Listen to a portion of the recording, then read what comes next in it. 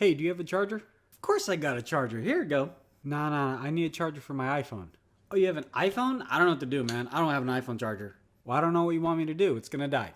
This conversation happens with us all too many. A lot of our friends have iPhones. A lot of our friends have Android phones and Windows phones and Blackberries and, well, other things that take micro USB. And until we get a solid standard, which we probably won't ever, we're gonna have to deal with this debacle of different chargers for different phones. So, what's the best thing to do?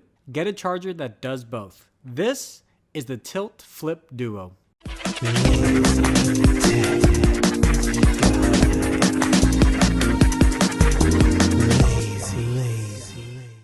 So this concept of a 2-in-1 charger isn't anything new. In fact, we tested one out a couple of years ago from StarTech.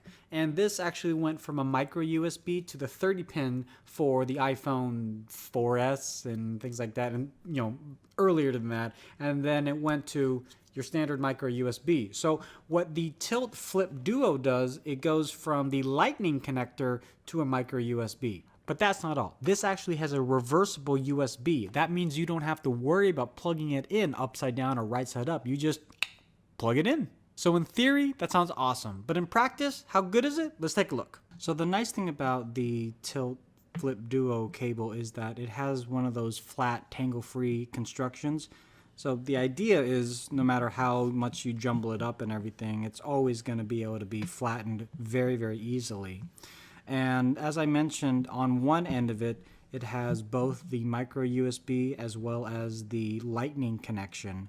So no matter what kind of device you have, assumingly it's either micro or Lightning compliant, you'd be able to charge your device. And on the flip side of it, you have this very unique USB connection that, as mentioned, allows you to plug it into the USB port of your computer or a wall adapter upside down or right side up. If you look at the 1+2 USB adapter, it's the same kind of idea, but it's just the part that goes inside the lower end of the USB, and it doesn't have to worry about the top or bottom part. So, I don't know, I guess the concept is pretty much the same, but the one complaint that I have about this is that it's 1 meter long.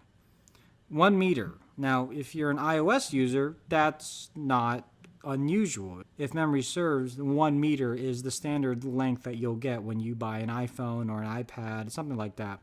But my experience is that non-iOS devices, aka devices with micro USB, they tend to come with longer cables. And this is actually true also with the 1+2, unfortunately, so that idea doesn't always travel. 1+2 only has a 1 meter cable, and so does this. So I do wish it was a little bit longer than just 1 meter. The other thing that I really like about this, which could be a good or bad thing, is when you're plugging in the Lightning adapter into the micro USB, there's this very satisfying click. It's very solid when it goes into the adapter. It's not going to fly out or it's not going to come out by accident.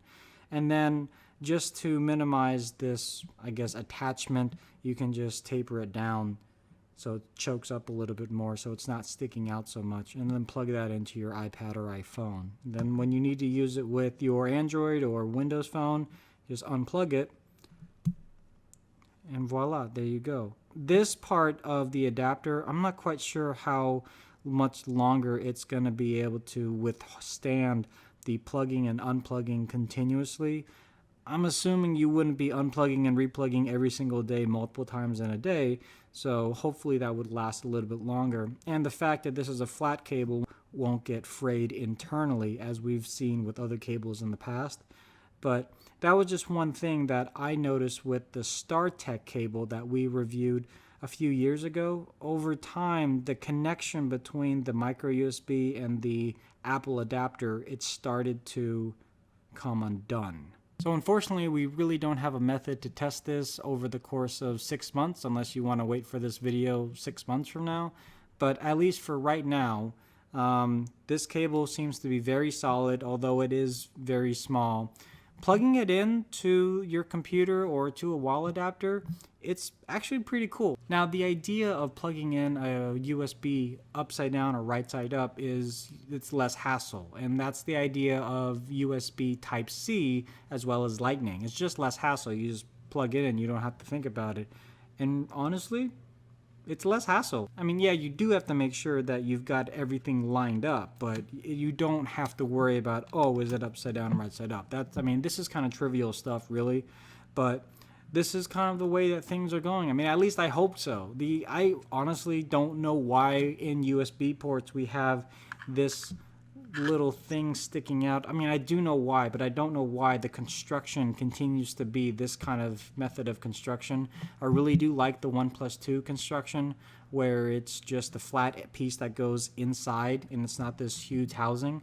In any event, I mean, overall, the cable works. It works fine. Charging your device and everything, I mean, that all depends on the quickness of the actual wall adapter or if it's being plugged into the computer. So if it's into the computer, it might be a little sluggish. If it's into a wall adapter that supports quick charging, or if it has enough amperage to do so, you'll get a little bit of a faster charge, but that has no real indication of quickness on the actual cable itself. Go check it out on Tilt's website, tilt.com, and let us know if there's anything else that you'd like us to take a look at it with it.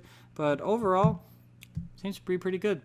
I'm Tony Hannity's, you're whoever you are. Thanks a lot for watching. Like this video, subscribe to the channel, and we will talk to you in the next one. Late.